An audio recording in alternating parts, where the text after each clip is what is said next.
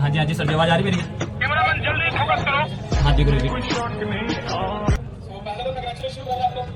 Thank you so much गुरु जी, आपने मुझे unmute किया, जो बोलने का मौका दिया आपने यहाँ पर मुझे। हाँ जी गुरु जी, थोड़ा मैं अपनी लाइफ जर्नी। हाँ जी गुरु जी, मैं सारा कुछ बताऊंगा। नाम मेरा आकाश है गुरु जी, मैं रहने वाला यूपी से रहने वाला एक छोटे से गांव से। अगर मैं बात करूं, मैं इसलिए छोटे से गांव से कह रहा हूं गुरु जी, क्योंकि बहुत सारे लोग होंगे जो गांव से होंगे, सही है ना।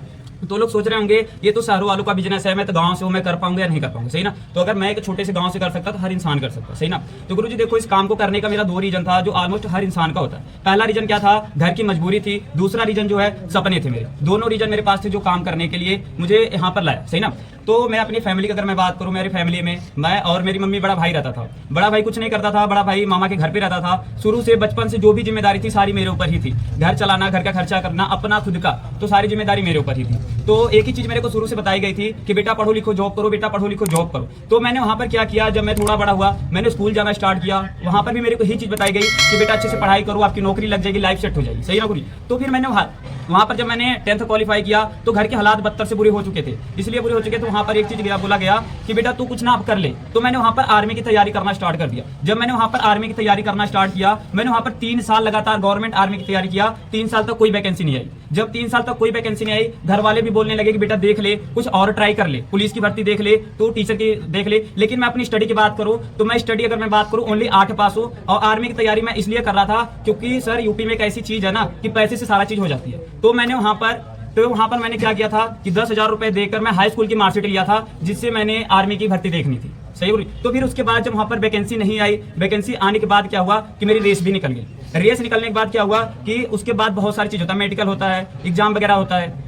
तो पढ़ाई तो इतनी अच्छी थी नहीं गुरुजी, लेकिन अगर मैं बात करूं, मेरे को मेडिकल में ही पहले एडमिट छाड़ दिया गया था। वहां पर बोला गया कि अगर आपको मेडिकल अपना फिट करवाना है ना, तो आपको 3 से 4 लाख रुपए देने पड़ेंगे, सही है। तो गुरुजी अगर मैं बात करूं अपने फैमिली की, तो घर का खर्चा मैं चलाता था। मैंने घर पे आया, मम्मी को बताया कि मम्मी वहां पर ऐसी ऐसी चीज बोली जा रही है। तो मम्मी ने एक चीज मेरे को बोली कि बेटा देख ले, अगर तेरे को लगता है तो मैं तेरे को पैसा दे दूंगा। तो मैंने मम्मी से कुछ चीज पूछी कि मम्मी एक चीज बताओ, जिस घर में कभी सब्जी नहीं बनी, जिस घर में कभी मार्केट से सब्जी खरीद कर नहीं बनी, हम अपने घर के गुजारा दूध से, अचार खा के, रोटी से, उससे हम दिन गुजारे थे, तो कैसे आप 4 लाख रुपए दे। तो मेरी मम्मी एक चीज बोली, वहां पर मेरे को रोना आ गया। मम्मी ने एक चीज बोली कि बेटा मैं तेरे को ना अपनी जमीन बेच के पैसा दे दूंगी, अगर देख ले तेरी नौकरी लग जाए। तो फिर मैंने एक चीज सोची सर कि अगर मैं 4 साल की नौकरी के अगर अपना खेत बेच के हो रहा हूं ना, तो शायद मैं अपनी जिंदगी में कुछ नहीं कर पाऊंगा। तो फिर मैंने वहां पर क्या किया, वहां पर मैंने आर्मी को छोड़ दिया। जब मैंने आर्मी को छोड़ा सर, तो घर के हालात तो ऐसे बुरे थे, घर पे और ज्यादा प्रॉब्लम आने लगी। घर पे और ज्यादा प्रॉब्लम आने लगी कि एक आस लगा के बैठे थे घर वाले कि बेटा हो जाएगा आर्मी में, कुछ उसका बन जाएगा, तो घर के हालात चेंज हो जाएंगे। तो फिर जब मैंने आर्मी को छोड़ा, एक बार मन में आया कि सुसाइड कर ले, एक बार मन में आया कि सुसाइड कर ले। लेकिन अपने आप को मैंने वहां पे कंट्रोल किया। क्यों किया? क्योंकि मेरे को एक चीज माइंड में आई कि जिस माँ ने तेरे को इतना बड़ा कर दिया, पाल पोस के अपनी प्रॉब्लम को झेल कर, तो उसके तरफ तो देख, तो उसके तरफ देख, उसके लिए तो तू कुछ कर। फिर मैंने 1-2 महीने इधर उधर धक्के खाए, इधर उधर मैंने भटका। फिर जैसे सेम हर कोई इंसान फॉर्म सबमिट करके आता, मैंने भी फॉर्म सबमिट किया। मेरे अपलाइन मिस्टर साहिल सर का कॉल आया मेरे को पहली बार इन्होंने जब सिस्टम बताया तो मेरे को बिलीव ही नहीं हुआ। मैंने 2 दिन तक बिलिंग नहीं की। मैंने तीसरे दिन बिलिंग किया। उसके बाद जब मैंने काम करना स्टार्टअप किया, जब मैंने फर्स्ट डे की ट्रेनिंग लगाई, उसके बाद मेरे को बताया गया तो सारी चीजें बिजनेस के बारे में, और माइंडसेट था मेरा जॉब का। तो मेरे को कुछ पल्ले नहीं पड़ा।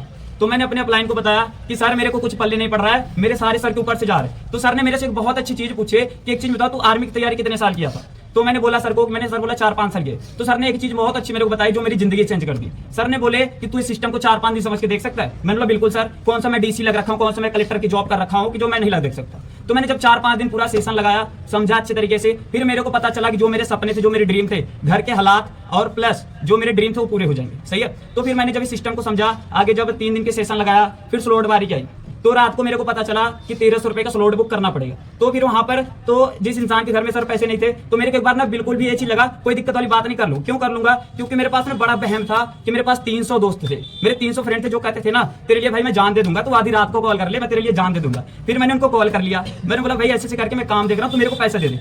4-5 फ्रेंड को किया, सारे मना कर दिया। फिर मेरे अकाउंट में 800 रुपए पड़े थे, मैंने सर को सेंड कर दिया। मैंने बोला सर मेरी सीट बुक कर दो। फिर अगले दिन मुझे 2cc का प्लान मिल गया। अगले दिन मुझे 2cc का प्लान मिला, वहां पर बोला गया मेरे को 30,000 रुपए लगाने पड़ेंगे। तो मैं बात करूं, सच बताऊं सर, मेरे पैर के नीचे से जमीन निकल गई।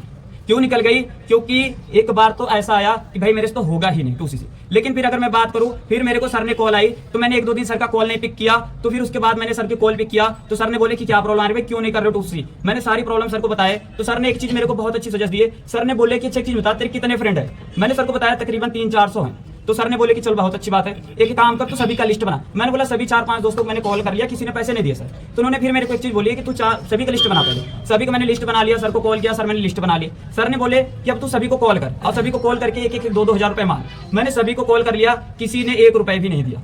उन्होंने क्या बोले कि भाई एक दिन पहले मेरे को बताता, मैं अभी तेरे को देता, मैं तेरे को ही कॉल करने वाला था भाई पैसे के लिए। तो ऐसे ऐसे करके मेरे को प्रॉब्लम आई, सही है। तो फिर मैंने वहां से भी थक हार के आ गया। जब मैं बाहर मार्केट से सारी जगह धक्के खा के आ गया, कहते हैं ना कि जब बेटा हर जगह से थक जाता है, कहाँ पर आता, अपने माँ बाप के पास आता है। तो मैंने अपने मम्मी के पास गया, मम्मी के पास बैठा, मैंने मम्मी से बोला कि मम्मी देखा ऐसे ऐसे करके मैंने काम को स्टार्टअप किया हूँ, और मेरे को इतने पैसे की जरूरत है। वही मम्मी जो 4 लाख रुपए लगाने के लिए रेडी थी ना, वही मम्मी कह रही मेरे पास पैसे ही नहीं है। वही मम्मी कह रही मेरे पास पैसे नहीं बेटा, मैं कहाँ से दूँ?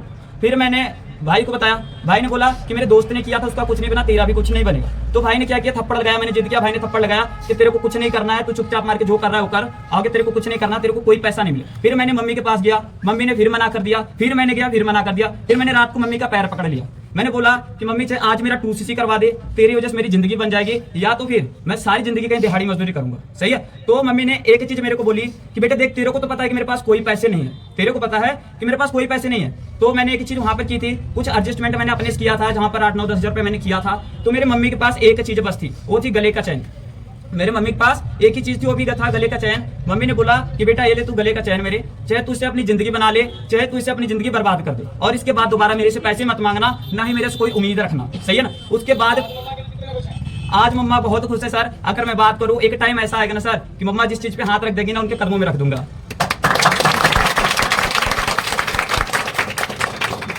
तो अगर मैं बात करूं सर, जब मम्मा ने दिए 2cc के लिए पैसे ना, तो मेरे को एकदम से रोना भी आया, रोना आया, लेकिन मैंने माँ के सामने एक बार भी नहीं रोया। मैं पता सर पहले गांव में क्या करता था, एक गमछा रखता था, जो कहते हैं ना गांव में रहते हैं, तो मैं गमछा रखता था। मम्मी ने पैसा दिया, मैंने अपना मुंह बांधा, मेरे को रोना आया, तो मैं रोते रोते पैसा लेके मार्केट में गया और सर को पेमेंट कराया। सर को पेमेंट कराने के बाद सर ने 2cc हुआ।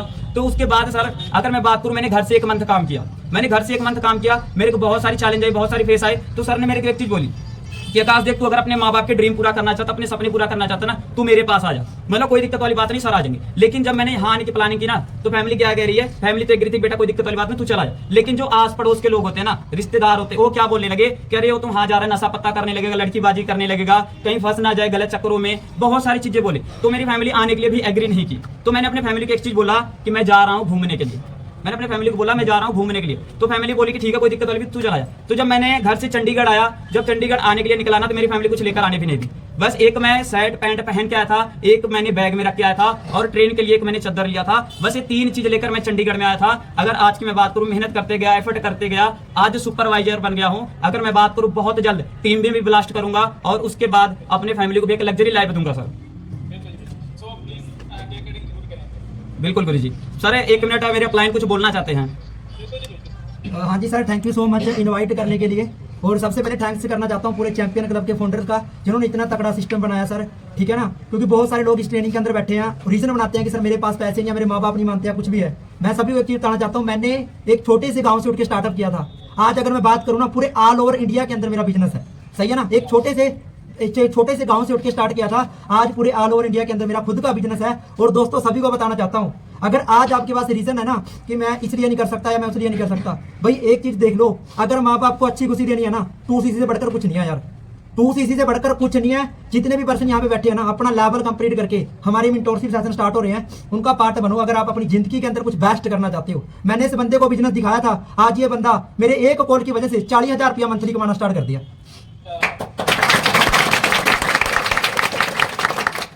सर हाँ जी सर, प्लीज 1 मिनट। बहुत सारे लोग ना सर ये बोल देते हैं कि सर मेरे को तो ना विश्वास नहीं हो रहा बंदे के ऊपर या कुछ भी है।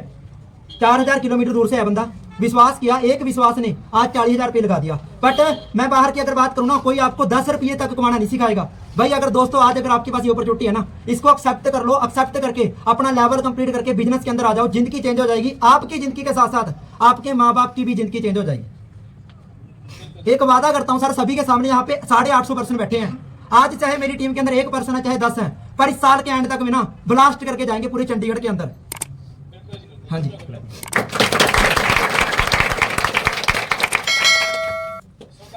हाँ जी गुरु जी, बिल्कुल गुरु जी, बिल्कुल।